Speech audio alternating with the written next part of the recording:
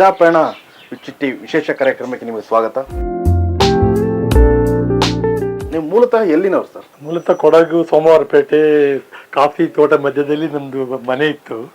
ಪರಿಸರ ಪ್ರೇಮ ಅಲ್ಲೇ ಹುಟ್ಟಿತ್ತು ನಮ್ಗೆ.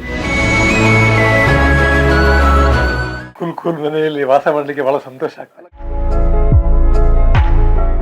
ಸರ್ ಏನ್ ಸರ್ ಇದು ವಿಶೇಷತೆ, ಒಂದು ಸ್ವಲ್ಪ ಎಕ್ಸ್ಪ್ಲೈನ್ ಮಾಡ್ಬೋದು ಸರ್? ಇದು 20 ವರ್ಷದಿಂದ ಗಿಡ ಬಳ್ಳಿಗಳನ್ನ ಬೆಳೆಸ್ತಾ ಇದ್ದೆ. ಓಕೆ. 10 ವರ್ಷದಿಂದ ಸಂಪೂರ್ಣವಾಗಿ ಪೂರ್ಣಗೊಂಡಿದೆ.